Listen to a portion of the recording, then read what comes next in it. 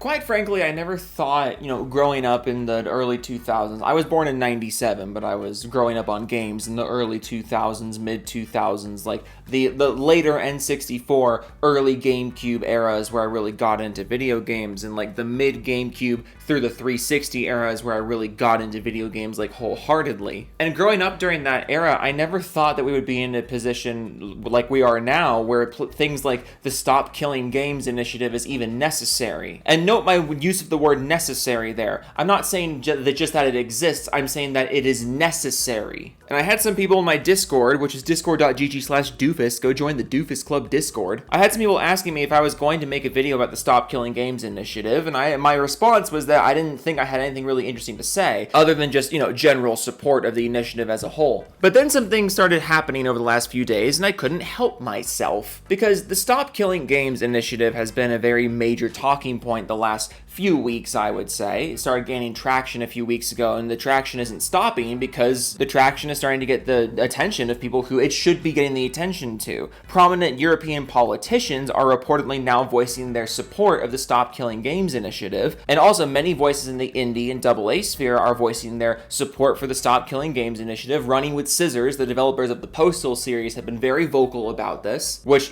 say what you will about the Postal series, it's always good to have the developer of a well-known franchise, a well-known IP, as good or completely terrible as their games may be. It's good to have voices within the industry voicing support for something like this, because as a consumer of video games, the Stop Killing Games initiative represents everything that I would want to be represented in the modern AAA gaming industry. And it's good to know that we aren't alone here. It's good to know that this problem of games being taken away from us and games being destroyed at a moment's notice, it is a problem that seems to exist solely within the AAA industry and not anywhere outside of it, that being developers outside of the AAA industry or consumers outside the AAA industry. So it's nice to have that reassurance that we are not alone, but also it's nice to have that reassurance that yes, we as consumers deserve better than what the AAA industry is trying to serve up to us. But that got me thinking, and reading headlines like this, it got me thinking, why is the AAA industry so opposed to the Stop Killing Games initiative, it seems? Now, you may have seen this image floating around a bit. The list of companies opposed to Stop Killing Games, and you have names like Activision Blizzard, Bandai Namco, EA, Embracer, Microsoft, Epic, Netflix for some reason, WB, Take-Two, ZeniMax, Ubisoft, Riot, Nintendo. You see this chart going around a lot, and I want to say a couple things about this chart, because on one hand, it's not exactly accurate. On the other hand, it's not inaccurate. So the source of this chart actually comes from Video Games Europe, which is a lobbying group regarding the video game industry. And when you look over to this chart of our members, that's where you get this long list of logos. And not too long ago, Video Games Europe, this lobbying group, put out a big petition against Stop Killing Games. So on one hand, it's not like these companies have all expressed disdain for Stop Killing Games or expressed opposition towards Stop Killing Games, but they are represented by a lobbying group who has explicitly voiced disdain for Stop Killing Games, and it's not like these companies represented by that lobbying group have expressed anything otherwise. I want to at least get that out of the way, because there has been some kind of, I don't want to call it misinformation, because it's really not misinformation as much as it is just lacking all the details of information. It's not that companies like Activision and Ubisoft are explicitly opposed to Stop Killing Games. They're just represented by a lobbying group who is explicitly opposed to Stop Killing Games, and also all the companies represented by this lobbying group conveniently have really predatory practices that are the exact things opposed by Stop Killing Games, if you get what I'm saying right now. And I want to read this statement put out by Video Games Europe because I think it highlights the reason why a lot of these AAA companies have, at the very least, remained silent in the face of such a loud opposition to their business practices. I won't bore you with the reason for Stop Killing Games existing, because I think all of us should be in agreement that once you buy a video game, you should not be able to have that video game taken away from you. It is absolute nonsense that video game publishers think they can just take games away from you. Oh, but you're buying a license. How did we get here? Why are we here? And why is it that several publishers are now adding lines to their user agreements that say physical copies of games must be destroyed once they demand it to be so? That is absolute nonsense. It should not be any mystery why something like Stop Killing Games is necessary, but I want to read through this position paper from Video Games Europe because I think it highlights why so many AAA companies, in the face of all this criticism from people like Stop Killing Games and the people who support Stop Killing Games, I think this position paper really highlights why these companies haven't said anything and are also remaining very silent in the face of all this criticism. Because there seems to be a fundamental disagreement between the AAA sector of the industry and literally everyone else. Why providing continued support do not work for all games. I feel like that's not proper English, but what do I know? I'm just an American. The video games industry is committed to consistently providing players with high-quality interactive gaming experiences and recognizes the passion and community that grows around its games. Yes, it recognizes the passion and community and high-quality experiences. That's why you are taking well-received experiences away from people for the simple excuse of,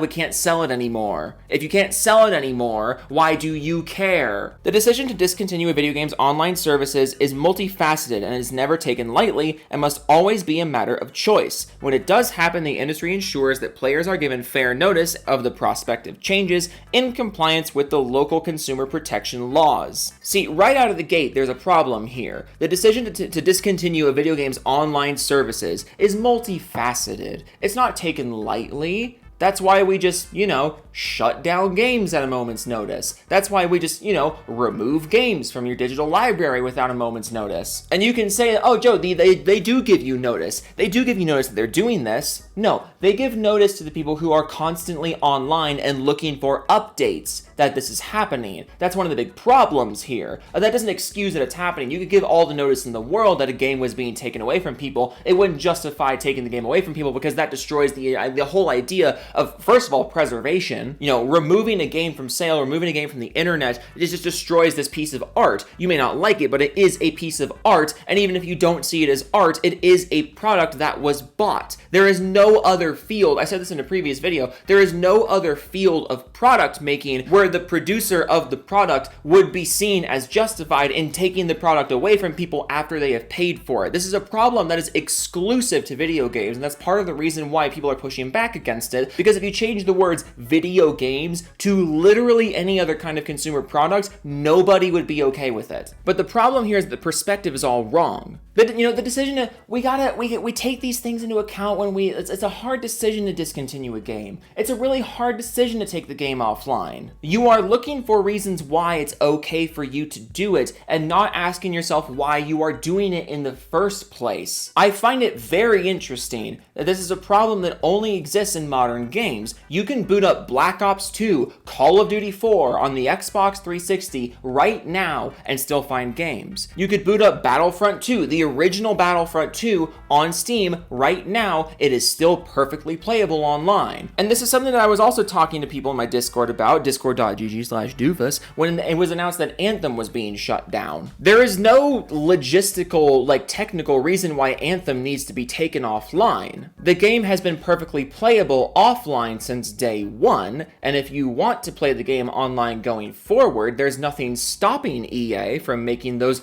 online experiences peer-to-peer. There's nothing stopping EA from making the storefront, which seems to be the real reason why they're taking the game offline. There's no reason why they can't just change the storefront so it's not all constantly rotating. I go back to Black Ops 2 or to any of the Xbox 360 era Call of Duty games. All of the DLC for those games is still available on the Xbox store. They're still all individually available, cosmetic or otherwise, and the online experience is still online because of peer-to-peer. There's no rotating storefront, but there's no constant store updates, but again, there never was. And that's the issue here. It's the constant monetization of current AAA games, that if you can't have constant monetization, constant updating, which of course means you need manpower to be making those updates, to be making those storefront changes, then the whole thing needs to go away. There seems to be a very strange fundamental misunderstanding between the AAA sector of the industry and literally everyone else. The AAA sector of the industry looks at a game and says, we need people on this game's team, on this game's update team, on this game's online support team. And if there's no way that the game is making money to justify the salaries of those people, the whole game needs to go away. We can't update the game one last time to make it perfectly playable by people without these things. We can't do anything with the game to make it sustainable without these things.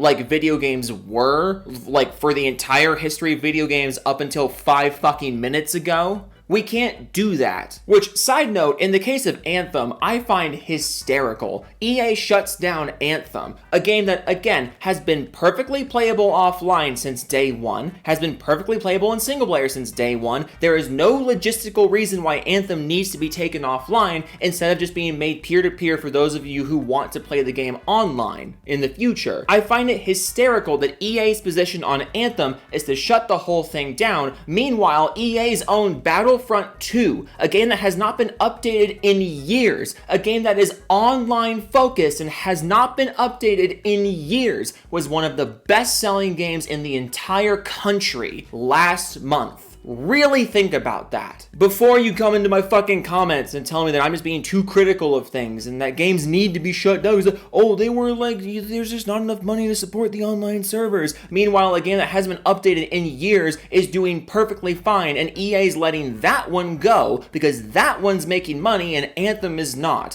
Anthem cannot be preserved, but Battlefront 2 can be left where it is because Battlefront 2 is making money and Anthem is not. And you could say, well, if it's not making money, why should they pay to keep it going? That's my whole point. That's the whole point of the Stop Killing Games initiative. You shouldn't have to keep spending money on keeping these games online. There's no logistical reason why they can't just be left online. There's no logistical reason why they just can't be left on the storefront to be sitting up there for no one to play or for like 7 people to play because it's Anthem, and there's probably only like 7 people playing it, but god damn it, those 7 people paid for it. But I want to go back to this fucking, oh my goodness, this position paper. I kind of got off track there. But I want to go back here to this part down on page 2, because this part is a hoot. They're trying to give reasons why it's unrealistic to let these games just stay online and let people keep playing them, you know, the way that video games used to work. I can boot up fucking Gears of War 2 on the 360 right now and keep playing with people. This was never a problem until you made it a problem. But down here, they start giving reasons why they have to do this. Number 1 reason they give is reduced or no player protection. Requiring games to run on private servers would result in the inability for games companies to continue to protect players from illegal or harmful content or conduct, as their moderation and player safety teams would no longer be involved. In particular, cheating could become rampant without proper enforcement. Reporting systems designed to allow players to flag problematic content and behavior to games companies would no longer operate as intended or would have to be disabled entirely. The absence of effective moderation services would create a less safe environment for consumers and may foster the proliferation of undesirable content while simultaneously frustrating the ability for EU digital services coordinators to act against such content. I do love that. I do love, like, as someone who grew up in the Xbox 360 era, I do love that all of a sudden we're so concerned about content moderation. The era of games that everyone is nostalgic for and everyone wishes modern games could be structured more like. No. You didn't like that. That stuff was bad. These franchises like Call of Duty and Halo and basically every online franchise was bigger back then, but we can't have that now because there's no content moderation, guys. Also, implying that it would cost any money at all for them to just put in a content moderation system of any kind, like a report function. Like, really, how hard would it be to take the game off of dedicated servers, make it peer-to-peer, and then have a little report button, and if you click report, it goes to, like, I don't know, the fucking QA team at EA. Or if you just have a report button for all of EA's games that goes to a dedicated EA report investigation team. How hard could that be? This is in no way justification to take entire games offline. And it is so fucking insulting that the industry is trying to reduce your ownership of games and your control of games and trying to justify the deletion of games that you paid for simply because you might see something offensive online. What if I don't play the game online? You ever think of that? What if I wasn't going to play the game online? Concord was completely removed from sales and everyone was refunded. What if I was just going to mute everybody and not talk to anyone? Removing games from sale and removing games from people's libraries in the name of content moderation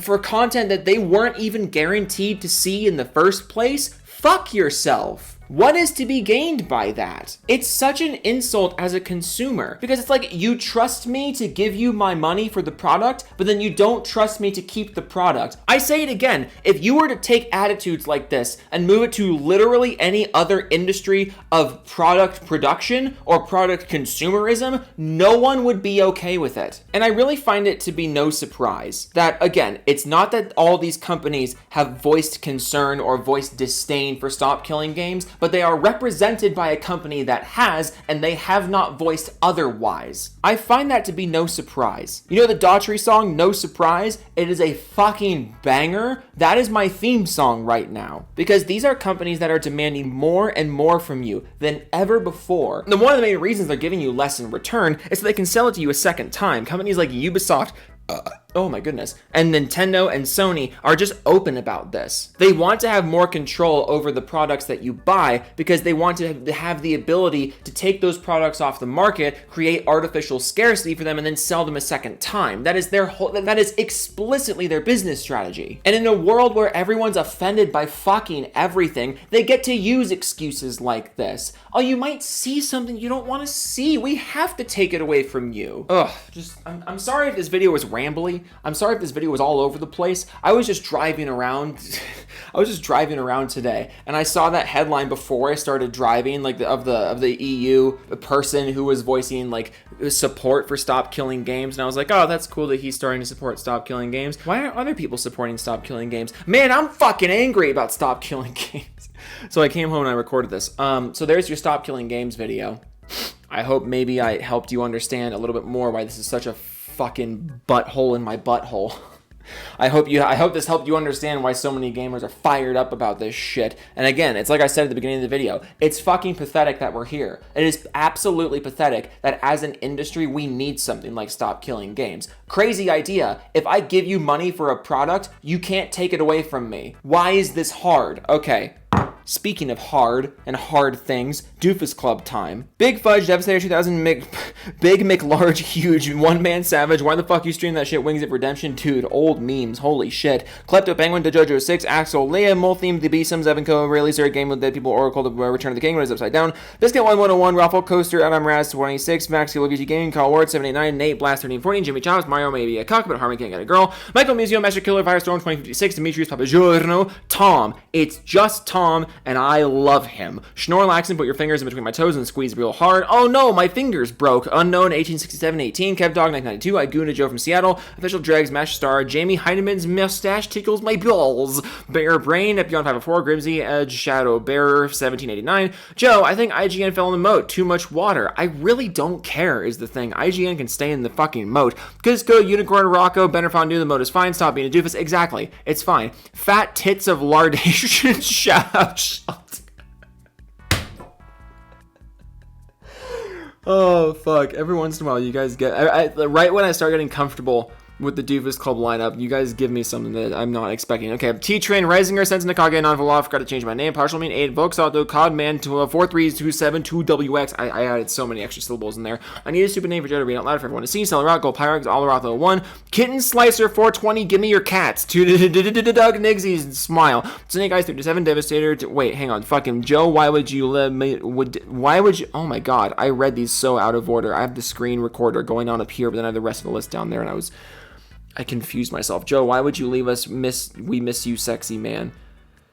This is painful. MK2396E, I'm still in the mojo. Please get help. Henthai, X Machina Gamma, Elite, Firewolf, oh my god. Fire Hazard 105, Rast the Wolf, and GWXSS is in the middle there. Okay, Toodles, Tech Gaming, Jungle Zone, Slim Jim, All Games Video, Why You Little Joe from Anthicon, Chris Void, Poe Rap for the Rat King with a wine glass. Classy. Jessica Shepard, Ricky Spiral, Ricky Tabby, Muskie, Autonomic Dog 49, I still don't know what that means. Karina the Steel Angel, Doug Dimmadome, Doofus of the Dimmadoofus Club, Sergeant Jason Bond, Baron Von Votter, Hans Cyrus 6771, Don't Call Me Doofus, It Hurts My Feelings, 2Texkin940, You haven't helped him out of the moat, Joe, and you're laughing. You're laughing at the fact that you haven't helped him out of the moat. Why would I help him out of the moat? It's IGN. The first doofus, Creed Warrior 23, Max Chev.